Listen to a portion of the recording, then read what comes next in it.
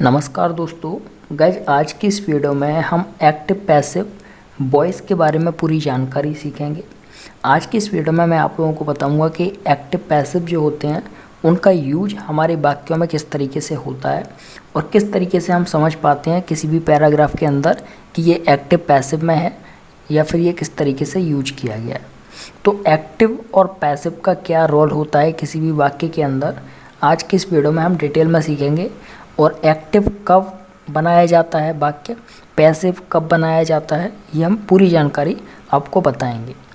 तो देखिए, एक्टिव और पैसिव इन दोनों का एक बहुत ही छोटा सा अगर हम देखें तो बहुत ही छोटी सी डेफिनेशन है। वो डेफिनेशन ये है कि जो एक्टिव होता है वहाँ पर जो आपका सब्जेक्ट होगा वो हमेशा एक्टिव रहेगा।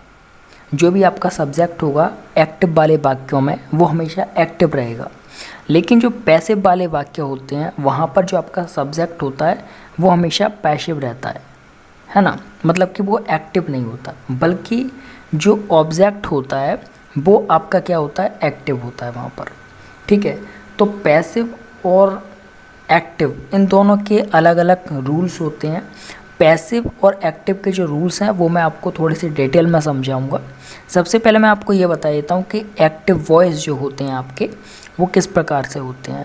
देखिए, एक्टिव वॉइस जो होता है वो नॉर्मली होता है, जो आपका रेगुलर सेंटेंस होता है, रेगुलर वाक्य होता है, वही आपका एक्टिव वॉइस है। उसमें आपको कुछ भी ऐड नहीं करना होता अलग से।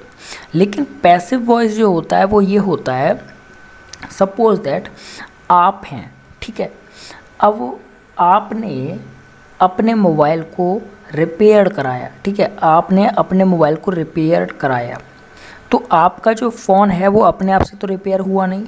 जब आप किसी शॉप पर गए वहाँ से आपने रिपेयर कराया, तो आपका जो फ़ोन है वो शॉप वाले के द्वारा रिपेयर कराया गया है। जो भी आपका शॉप पर जो भी कोई बैठा होगा है ना, उसने आपका फ़ोन रिपेयर किया। आपका फ़ोन अपने आप से रिपेयर नहीं हुआ, तो आपका जो फ़ोन है वो क्या है, वो यहाँ पर पैसिव है, उसके ऊपर काम किया गया है। ठीक है, तो आप क्या बोलेंगे, my phone is repaired by shop. ठीक है, मेरा जो फ़ोन है उसको रिपेयर किया गया है शॉप के द्वारा। आप शॉप पर कोई भी बैठा हो, ठीक है, तो ये क्या है यहाँ पर, मतलब कि पैसिव जो होता है वहाँ पर ये होता है कि पैसिव के अंदर जो आपका सब्जेक्ट होगा उसके ऊपर काम हो रहा होगा बजाय उसके काम करने के। ठीक है, वो हमारा पैसिव होता है। एक्टिव जो होता है वहाँ पर सब्जेक्ट खुद जो है काम कर रहा होता है, लेकिन पैसिव के अंदर क्या होता है कि हमारा जो सब्जेक्ट है उसके ऊपर काम हो रहा होता है बजाय उसके काम करने के। ठीक है, अब इन दोनों के बहुत ही छोटे से रूल्स हैं, बहुत ही माइनर रूल हैं। एक्टिव वॉइस जो होता है वो आपका नॉर्मली वाक्य होता है, इसमें कुछ भी चेंजेस आपको करने की ज़रूरत नहीं होती है। लेकिन आपका जो पैसिव वॉइस रहता है इसमें आपको थोड़े से चेंजेस करने होते हैं। चेंजेस क्या है वो मैं आपको बता दूं। रूल क्या होता है, रूल ये होता है आपके पैसिव वॉइस का कि जब भी आप पैसिव वॉइस बना रहे होते हैं तो वहाँ पर आपको सबसे पहले सब्जेक्ट लिखना है। ठीक है, उसके बाद में आपकी ऑक्सिलरी यानी कि हेल्पिंग वर्ब आती है, इज़, एम, आर, जो भी आपकी वर्ब होगी वो आएगी। देन उसके बाद में एक मेन वर्ब आती है जो कि B3 होती है। ठीक है, B3 होती है मेन वर्ब। देन आपका एजेंट अगर कुछ है तो वाई लगाएंगे, उसके बाद में आपका ऑब्जेक्ट आएगा। ठीक है, और जो आपका एक्टिव वॉइस रहता है वहाँ पर आपको सेम रहता है, सब्जेक्ट होगा, वॉइस सब्जेक्ट होगा प्लस वर्ब होगी प्लस ऑब्जेक्ट होगा, वहाँ पर आपको कुछ नहीं करना होता। बस पैसिव वॉइस होता है, वहाँ पर आपको क्या करना होता है कि पैसिव वॉइस में आप हमेशा ये करते हैं कि जो आपकी हेल्पिंग वर्ब होती है उसको यूज करते हैं और उसके बाद में आप V3 का यूज कर रहे होते हैं। उसके बाद में आपका अगर कोई एजेंट है, मान लीजिए किसी पर्सन के द्वारा कोई चीज़ कराई गई है, तो उस पर्सन को हम बाई करके लिख देते हैं। ठीक है, लास्ट में मैं आपको थोड़ा सा डिटेल में समझाता हूँ, बहुत ही आसान होते हैं, इनमें कुछ ज़्यादा बड़ा काम नहीं होता। देखिए गाइस, ये आपका एक मेरे सामने एक पैराग्राफ निकल करके आ रहा है इस तरीके से कि देखिए, एक्टिव वॉइस में जो हमारे सब्जेक्टिव केस होता है वो रहता है जैसे कि आई है, वी है, यू है, ही है, सी है, इट है, दे है। लेकिन पैसिव वॉइस में जो हमारे ये केसेस होते हैं ये चेंज हो जाते हैं। जैसे कि आई की जगह हम बाई मी कर देंगे, है ना। वी की जगह हम वाई अस कर देंगे, यू की जगह हम वाई यू कर देंगे, ही की जगह हम वाई हिम कर देंगे, सी की जगह वाई हर कर देंगे, और इट की जगह वाई इट कर देंगे, दे की जगह वाई देम कर देंगे। मैं आपको थोड़ा सा डिटेल में समझाऊंगा, अभी आप समझ जाओगे।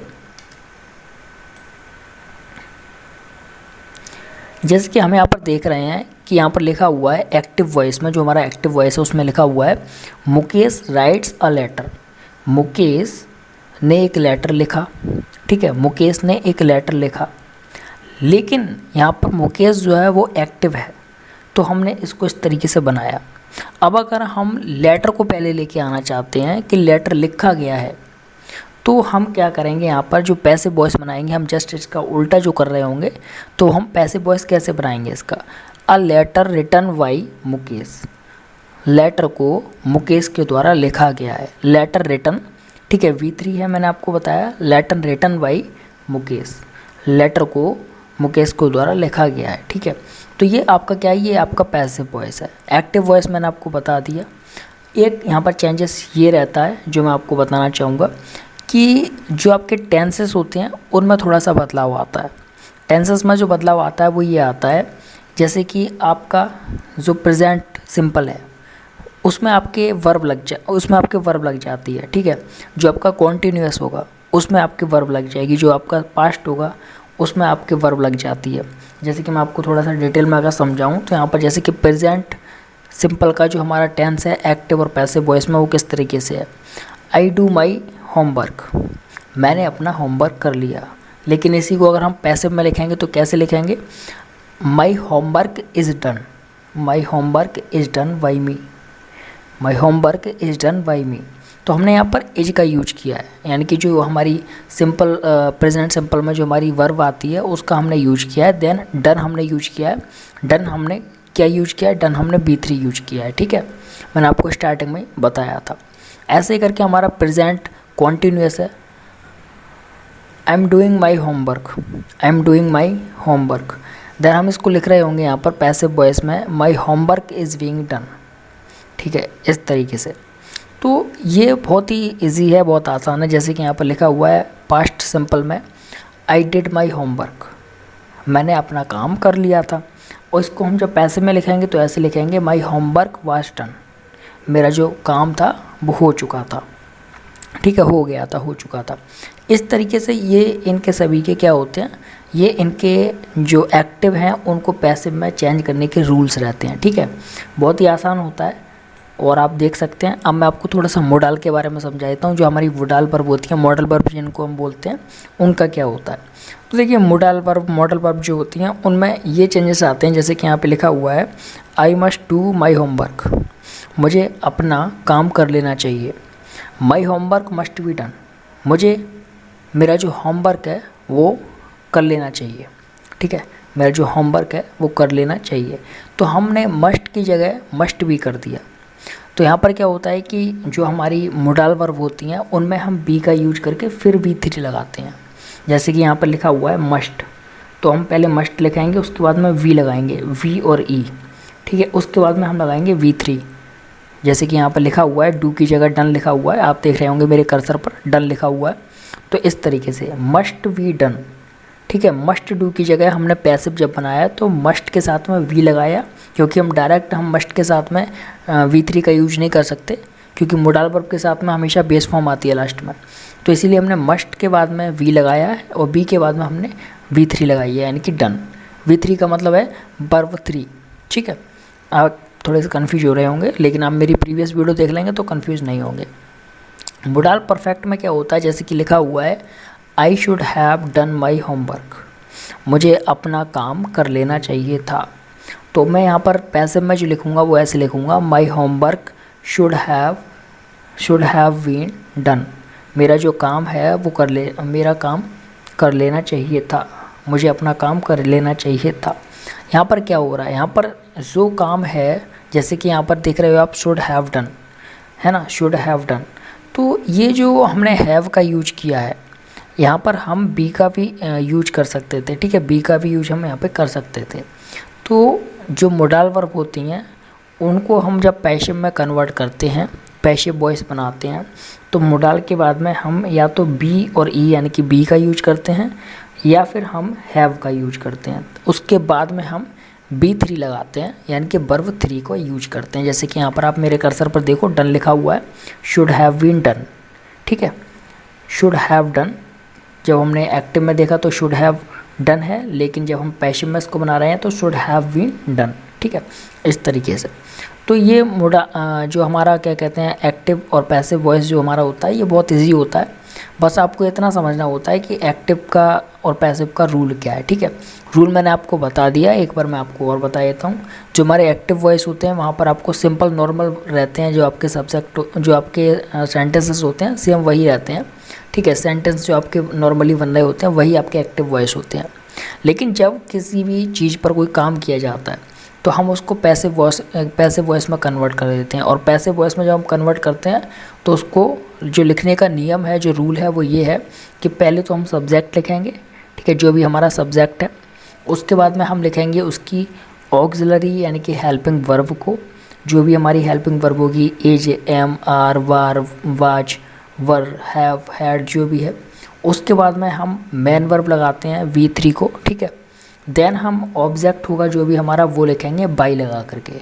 ठीक, ये हमारा पैसिव वॉइस होता है। जैसे कि मैंने अभी आपको बताया था, my phone is repaired by shop. ठीक, तो इसमें क्या हो रहा है, इसमें ये हो रहा है कि जो हमारा फ़ोन है वो पैसिव है और इस पर काम किसके द्वारा किया गया, इसको रिपेयर किसके द्वारा किया गया, शॉप के द्वारा। ठीक, तो हमारे सब्जेक्ट पर काम हुआ है और काम किसके द्वारा हुआ है, एजेंट के द्वारा। एजेंट के लिए हम क्या यूज कर रहे हैं, वाई का।